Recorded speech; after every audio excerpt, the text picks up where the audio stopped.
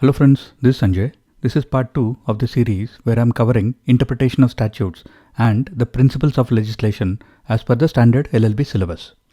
The complete playlist for this series is available on the Lawment YouTube channel. In the previous video, we discussed about what are statutes, the type of statutes, classification of statutes, the difference between interpretation and construction, and also the need for interpretation of statutes. When you have to interpret a statute, the courts will make use of some internal and external aids to interpretation.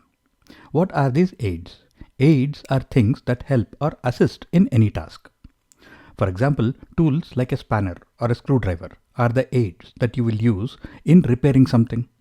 Or a calculator is an aid that you will use in solving a mathematical problem. So the aids to interpretation are all those things that help you in both interpretation and construction of statutes. Aids can be internal or external. All those things that can be found inside the statute itself are internal aids. We can also refer to these as parts of the statute. Everything else that can be used to interpret a statute but is not available inside the statute itself is an external aid. So everything inside a statute is an internal aid and anything outside is an external aid to interpretation. You can pause the video here and quickly read through these two lists. In this video, we will cover all of the internal aids, and in the next video, we will cover all the external aids. Before we start, you should remember that it is not mandatory that all statutes must have all of these parts. Some statutes may not have a preamble, some may not have marginal notes, some may not have any illustrations. This is because the laws that we use were authored by various people at various times. So the format used depended on how diligent and thorough the author was. However, most of the recent acts do follow a relatively standard format. And also remember that it is not mandatory that only one aid should be used in the interpretation. Courts can use multiple aids at the same time to interpret statutes. The first set of internal aids to interpretation are the title, the short title, and the preamble of the act. The actual title of the act can be a little lengthy. For example, the full title of the CPC is an act to consolidate and amend the laws relating to the procedure of the courts of civil judicature. The title can usually help in understanding the main subject matter, the scope, and the purpose of the act. Because the full title is lengthy, most acts will have a short title, which is the normal title that is used to refer to the act. As such, the short title does not have any significant value in interpretation. Some acts may also have a preamble, which will provide better context and also summarize the purpose of the act. The preamble of the Indian Constitution summarizes the main purposes of the Constitution, and it indicates the basic structure that should be maintained. The preamble of the CPC does not add anything significantly more than the long title. It just says that this is an act to consolidate and amend the laws relating to the procedure of the courts of civil judicature. How do the title and the preamble of the act help in interpretation? Well, both of these clearly specify that this act is applicable on civil courts only. So, if there is or was any confusion regarding the applicability of the CPC or any of its sections to any situation, we can use the title and the preamble for clarification. If it is a criminal case, CPC may not be applicable. If it is a civil case, CPC may be applicable. A point to remember here is that while the preamble can help us in understanding the objectives of the statute, it will not limit or extend the statute. If the provisions of the statute are already clear and unambiguous, the preamble cannot be used to change its scope. For example, if there was some section of the CPC which clearly states that this statute will not be applicable on specific type of civil cases, then the preamble cannot be used to override such sections or provisions. Headings, subheadings, and chapter titles are useful in understanding the objectives of that part of the statute, or that group of sections, or that chapter. In fact, they can be considered as the preamble to that chapter or that group of sections. Here again, the ground rule is that if the sections are clear and unambiguous, then the headings and the titles cannot be used to increase or decrease the scope of the sections. The courts have repeatedly ruled that the headings and titles should be used for interpretation or construction only if there is a doubt or ambiguity in the actual sections or provisions. In general, marginal notes are not given too much importance in the interpretation of statutes.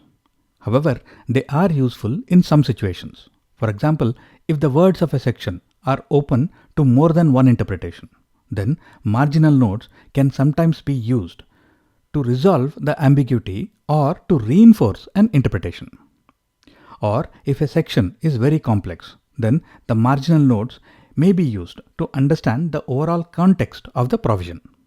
Now here it is very important to understand whether the marginal notes were part of the original bill, which means that they were vetted and approved by the legislature, or they were added subsequently.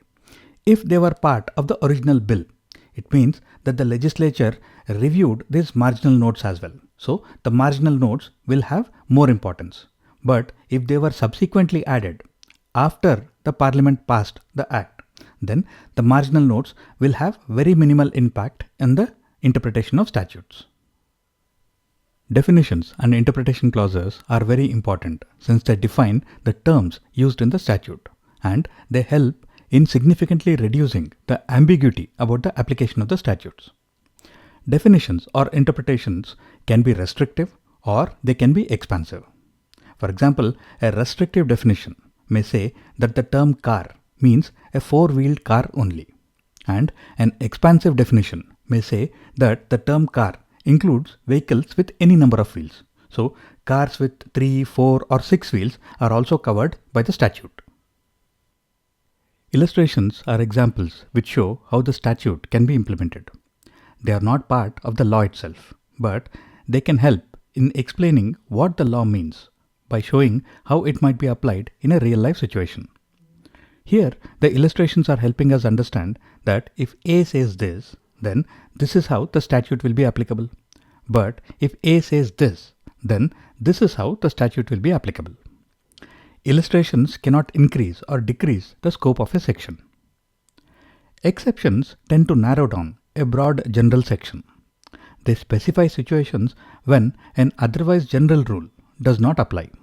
For example, a statute may say that the speed limit for cars on a road is 80 km per hour. And the exception may say that the speed limit for three-wheeled cars cannot exceed 60 km per hour. So, the general 80 km speed limit will not apply in this exceptional case. Provisos are conditions or qualifications attached to specific sections in a statute. As we can see in this example, there are 4 provisos, which are stating situations where this section will not be applicable. Now you'll see that the provisos seem to be very similar to exceptions, because exceptions also state situations where a section is not applicable. So why are these called provisos and not exceptions? Well, there is a difference. While an exception narrows down the application of a general rule, a proviso carves out specific conditions. Using our car speed limit example, the section may say that the speed limit for cars is 80 km per hour. The exception may say that if the car only has 3 wheels, then the speed limit is 60 km per hour. And the proviso may say that this exception will not apply if the car is being used as an ambulance, which means that the proviso is carving out a specific condition when the section or the exception will not apply or will apply in a different way. So to summarize, an exception will narrow down the scope, such as from 4 wheels to 3 wheels, and a proviso will refer to a specific condition or situation, such as when the 3-wheeled car is being used as an ambulance. And provisos typically start with the provided or provided that. Explanations are part of the statute and very important in the interpretation of sections. They typically clarify on the intent of the section, the meaning of the terms used, and how the section can be applied. An explanation can also expand or reduce the scope of the section. Here, the explanation to section 28 of the Indian Penal Code is clarifying that for something to be counterfeit, it is not essential that it should be an exact copy. The explanation to section 29 is expanding on the scope of the term document by stating that it does not matter what is the substance or the material used to write, or what is the substance or material on which the writing is done, and whatever may be the purpose, it will still be considered as a document. So a document can be printed text on paper, or designs carved on a stone, or a photograph of something. All of them will be considered as documents under section 29. Punctuation marks are the symbols used to separate sentences or parts of a sentence, and also to convey the intent of the author. Full stop, comma, colon, semicolon, question mark. These are some of the punctuation marks used in English language. In the first sentence, there are no punctuation marks, so the sentence is not clear. It is also ambiguous because it can be interpreted in multiple ways.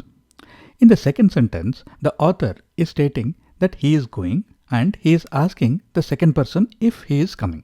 And this is clear because of the comma which separates the two parts of the sentence, and also the question mark at the end. In the third sentence, the author is stating that he is going and that the second person is also coming with him. He is not asking, it is not a request, it is a statement or a command. This is indicated by the exclamation mark. In the fourth sentence, the author is not sure about anything. He is asking whether he is going and whether the second person is coming. This is indicated by the question marks after each of these sentences. So you can see that the meaning of the words changes due to the usage of the punctuation marks. In this example, you can see that there is no comma after or stocks and or exhibits, which means that this entire part, or stocks or exhibits or offers for sale, has to be read as a single sentence, which means that simply stocking something is not punishable, or simply exhibiting it is not punishable, but stocking or exhibiting something for sale is punishable. As such, punctuation marks are used for providing clarity on the meaning and intent of the sections, and punctuation marks cannot be used to arbitrarily increase or decrease the scope of a statute. Non-obstante clauses, which are also referred to as notwithstanding clauses, are used to establish priority or overriding effect over provisions or sections or even entire statutes. They usually start with the words notwithstanding, but they can also start with other words, like this one here, which starts with the words nothing contained in this section, which is also a form of a non-obstante clause. To explain this in a simple manner, let us use an example. If there are two provisions or sections or even two statutes that seem to operate on the same subject, then the non-obstante clauses can be used to establish priority. It is like if a section says you should listen to your teachers, you should listen to your relatives, you should listen to your friends, and then comes the non-obstante clause, which states that notwithstanding anything contained in this section, you should listen to your parents. So the non-obstante clause gives one rule or one law priority over the others, even if those other rules or laws might normally apply. In this statute, this section 9C is referring to a grievance redressal system, which includes a redressal committee. So it is evident that this redressal committee's purpose is to address the workers' disputes. There are also other provisions or sections in this Act that allow workers to raise grievances or disputes. Section 9C, subsection 5, is the non-obstante clause that establishes the priority of the worker's right to raise an industrial dispute under other provisions of the Act, even if a grievance redressal committee is set up. This clause is prioritizing the worker's rights over whatever is contained in this section. Saving clauses are normally included in new acts that are replacing older acts, or in repealing acts which are repealing an older act, either partially or fully. Saving clauses are intended to ensure that all the actions under the older act or any rights created under an older act are not rendered ineffective. For example, if an act gave industries in an area a 10-year tax holiday till 2030. But in 2026, a new act is passed that no longer has provisions for tax holidays. What happens to the tax holiday given under the old act and the industries that were set up to take advantage of the tax benefits under the old act?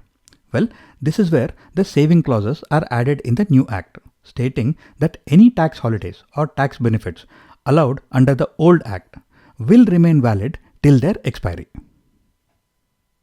Conjunctive words are words that are used to connect two or more parts of a sentence or two or more phrases and require all of them to be true for the overall statement to be true. Some common conjunctive words include and, both, all, each and every. Disjunctive words are words that are connecting two or more parts of a sentence or two or more phrases and require only one of them to be true for the overall statement to be true. Some common disjunctive words include or, either, neither, nor and none. For example, if I say you have to submit your PAN card and Aadhaar card, it means that both of them are mandatory because I'm using the conjunctive word and. If I say you have to submit your PAN card or Aadhaar card, then only one of them needs to be submitted and you can decide which one you want to submit. This is because I'm using the disjunctive word or. This section 149 is an example of the usage of a conjunctive word where subclause A ends with and, which means that both subclauses A and B are mandatory. This section 299 has examples of usage of a disjunctive word or, where the provision says this,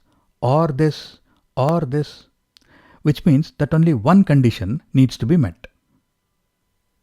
Schedules are supplementary documents attached to a statute to provide additional information or details that are not directly included in the main body of the statute.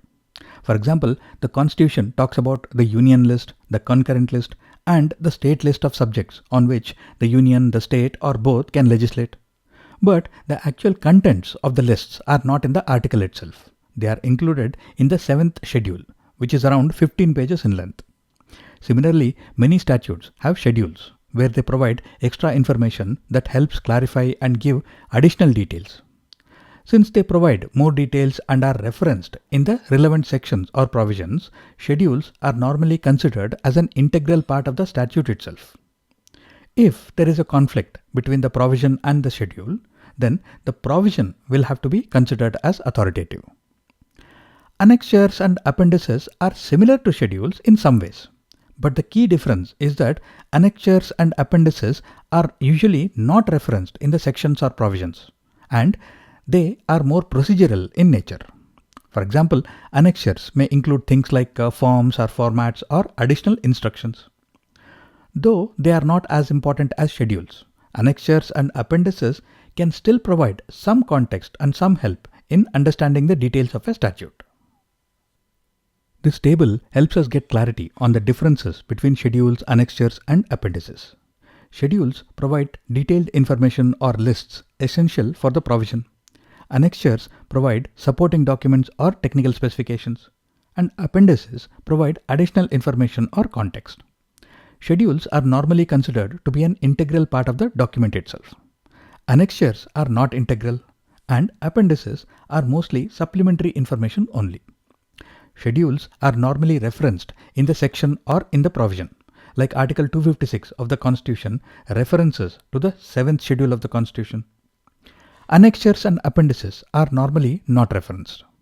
So we can say that schedules are important in the interpretation of statutes, whereas annexures and appendices are not so important. And with that, we have come to the end of this video. We will cover the external aids to interpretation in the next part. Thank you for your like and subscription. We will continue this series in the next video. Take care and stay safe.